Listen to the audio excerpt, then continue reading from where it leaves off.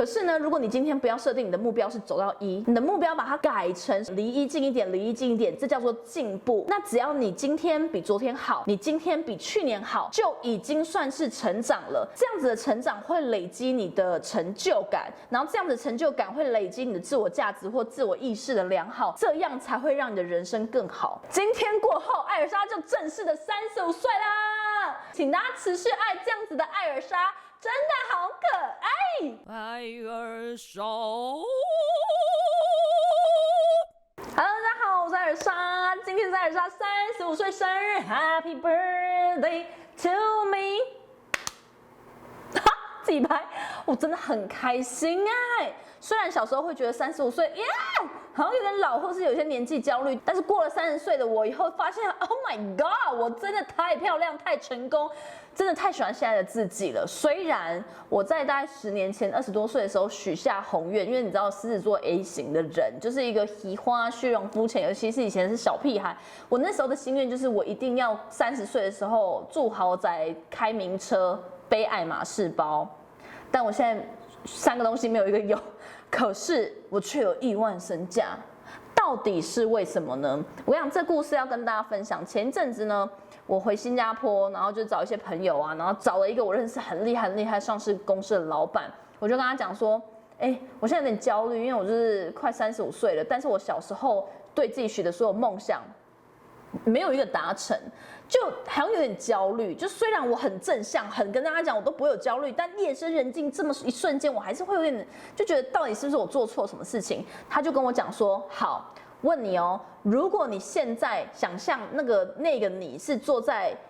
宾利名车，或者是住在豪宅里面，然后背着很名贵的包包，那里面的你觉得你会喜欢那样子的自己吗？我想了一下，想说。因为你知道我本身真的家世背景很不好，然后家境真的很差，然后你知道我爸破产之类，知道了这些以后，我就发现要真的跟很有钱的人只是平起平坐，其实就已经很难了，何况要超越跟他们平起平坐，要达到这样子高的标准，其实我就觉得真的不可能简单，所以我就觉得那样子的我可能会付出很多代价，可能很多牺牲，可能真的要踩着别人往上爬，或是做不良的事业才能这么有钱，所以我就说。坦白说，我不确定，有可能喜欢，有可能不喜欢，而且不喜欢的几率很大。他说那就对了，那回来看一下现在的你自己，可能什么都没有，没有名车，没有豪宅，但你喜欢现在的自己吗？我就说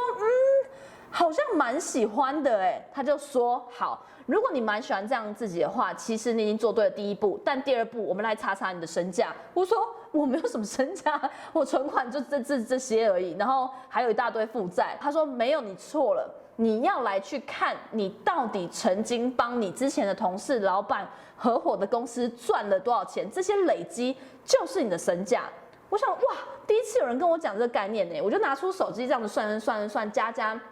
我之前跟我合伙人创办女力学院，然后就是第1年就赚了3000多万，然后我自己经营了面膜事业，也是1年赚了快2000万。然后我之前在前一个公司，然后在新加坡的，还有之前的老板，还有之前帮的一些合作专案，然后我是顾问，这样加起来超过1万，就真的超过超过1亿多。我就发现哇，第一次有人跟我讲这个概念，顿时算完了以后，我才发现，虽然现在我没有这么光鲜亮丽的名车豪宅，但是我帮助过这么多人，于是我确定我有这样子的价值。然后他就看着我很开心的豁然开朗，以后就说了一句：你现在所有的身价，不是你口袋里面有多少钱，抱着多少钱不放，而是你是一个拥有多少价值的人。所以我敢跟你说，你是有亿万身价的人，而且未来只会增长更多。听到了这个东西以后，我就完全放下心，然后彻底的接受我35岁的美好，还有很期待接下来我的人生会有哪些事情继续发生。因为我相信接下来的我不是一个年龄越来越老化，然后什么都没有的我，而是自我价值一直堆叠的我。那样子的人可能只会更喜欢自己，更成功。因为自我价值的增长就会带来自信，就会带来满足，就是成功的人生了吧。所以呢，在这样子的总结以后，我就回家认真反思，如果我到时候生日当天我要录一些内容，真的告诫我自己，未来的我自己回来看这35岁今天我录了什么，甚至我要把什么内容分享给大家，我要给大家3个35岁这一天我所拥有的最佳体悟，然后这个体悟让我拥有现在的亿万身价，甚至未来会有更多。第一个呢，就是不要再做无谓的时间管理了。现在35岁的我啊，已经过得比很多人还丰富了。你要知道哦，我什么都没有。我去新加坡的时候，只带了大概1万多台币，然后买酷航、联航单程机票。我在新加坡的时候，曾经饿到一直要偷室友的发霉面包吃，才能存活下来。只是存活，不是追求成功哦。可是到现在，我出了3本书，然后我经营自媒体，然后有7种以上的多元收入，有自己的学院，创过很多事业，然后我开了咖啡厅，我卖了面膜品牌，我在新加坡做了很多公司的顾问，我是行销企划专家，还有各种我正在着手准备的事情，就是很难有人30多岁可以有这么多的体验，但我都有了，所以我觉得我能一个人做这么多事情，我跟你讲真的不容易哦。如果你今天是孙芸芸或是很有钱的人好了，他能做这么多事情很简单，他找10个帮手，10个团队，一个公司直接撒下去钱，找100个人帮他做就做到了。可是我在做所有的事业都是小资创业，我在开我自己的咖啡厅的时候，我是自己直接找工班，我没有找任何的设计师，水泥怎么铺都不懂，然后色料是什么，就是色料这2个字我都一开始还听不懂的状况下，我就自己去找工班，自己这样做，为了省钱。到现在我的事业都是不会超过10个人的团队，没有超过10个人过。我一个人这样子真的把所有的东西做好，很多人一定会觉得我就是时间管理能力很强。但我今天要跟大家讲，我最大的体悟就是不要去做时间管理，反而要去做你的目标管理，还有精力管理。也就是说，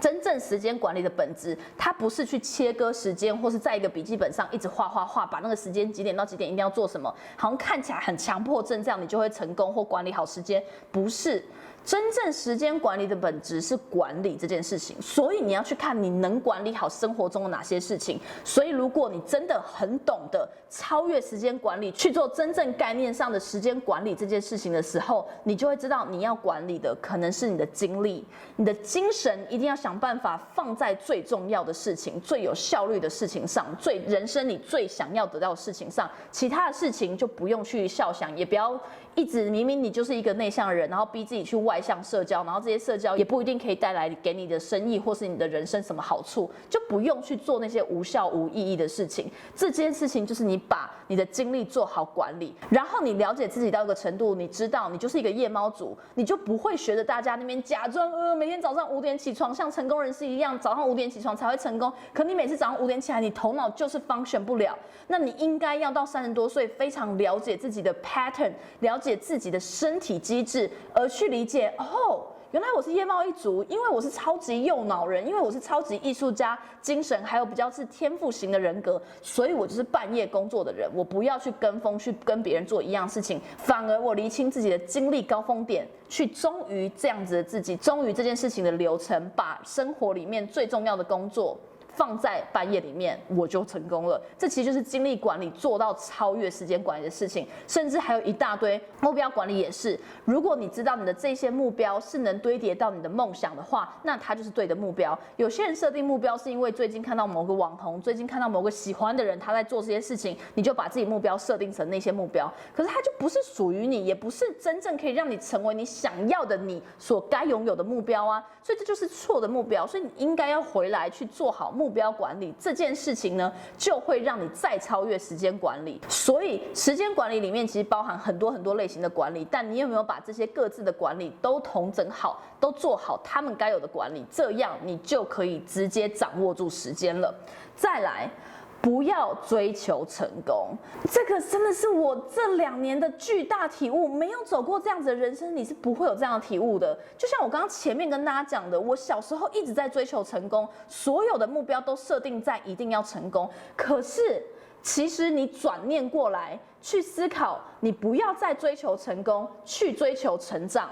它才会让你的人生更好。你知道，如果你把你的目标还有人生目的放成追求成功的时候，就像你0到1的距离，成功是1，你从0出发，你只要一直往前走，没有走到1，你就觉得自己废掉，自己烂，自己不成功，你就是一个全有全无，或是只有就是非黑即白。可是呢，如果你今天不要设定你的目标是走到1，你的目标把它改成设定成离1近一点，离1近一点，离1近一点，这叫做进步。那只要你今天比昨天好，你今天比去年好，就已经算是成长了。这样子的成长会累积你的成就感，然后这样的成就感会累积你的自我价值或自我意识的良好，这样才会让你的人生更好。不一定是真的走到成功，所以你看很多人哦，他们很努力，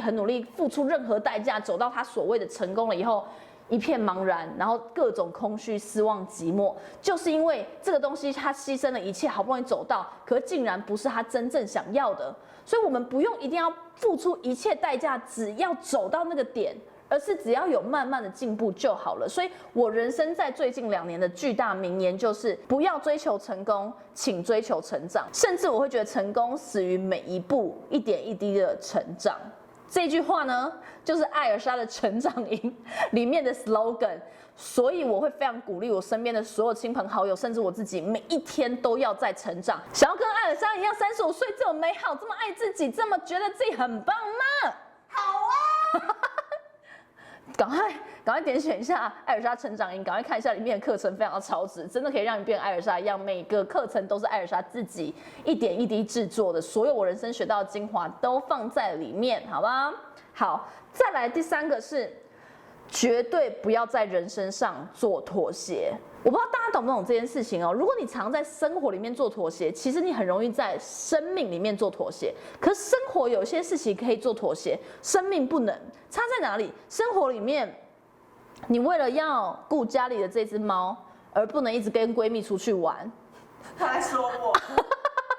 我每次找她出去玩，她就不肯，因为没有人喂这猫。好，总之呢，这种生活上的妥协可以，因为这种妥协会换来一些你觉得更重要的东西，例如说爱，例如说给别人的关怀，例如说暂时的一些容忍，让你累积成长或养分，或者是把一些关系建构得更好。所以生活可以有妥协，但是在生命里面的妥协会让你的生命过得很不快乐。全世界唯一一个不能妥协的事情就是你的生命，因为我们所有人其实在努力的一切都是为了换取你想要的生活形态，你想要的人生样貌。但你今天每一次每一点滴都做妥协的时候，最后你是不可能换取得到你要的生命状态，或是那样子的生活形态的。所以呢，如果你真的想要过得非常美好，真的很幸福的话，绝对不能在生命里面有任何的妥协。举例来讲，这份工作你真的很讨厌，很痛苦，那痛苦到你已经就是精神不好啦，然后失眠啊等等各种身体都要去付出的代价的话，请立刻辞职。那你说辞职了以后我没有办法找更好的工作啊？请想各种方法去换取更好的工作，因为工作占了生活很大的一个部分，然后这个生活很大的一部分，它会投射出你的生命样貌，所以绝对不能在这件事情会影响到生命的事情上面去做妥协。如果你一直持续妥协下去的话，你的余生还有夜深人静的时候，就要拿来把所有的精力应付在你不喜欢的人生还有生命身上，这是非常可悲的，就是离你的幸福和意涵越来越远了。就是干嘛？这件事太严重了，所以这是我觉得35岁过后，我一定要告诉自己，不管我的人生最后有多惨，多的困境和挑战，我一定不能忘记这3件事情带给我的绝佳体悟。然后，如果我在持续坚持把这3件事情做到好的话，我的人生未来一定会越来越好的。好啦，今天这集分享到这边，然后今天真的是比较震惊一点，因为今天过后，艾尔莎就正式的35岁啦，一切就是 a new day has come。你知道这首歌谁唱吗？我的歌都太老了。我觉得有一些19岁、20岁的那种粉丝，好像真的都不知道我在唱什么歌，但我都会放在旁边，请大家多多欣赏老歌，毕竟艾尔莎有老灵魂，请大家持续爱这样子的艾尔莎。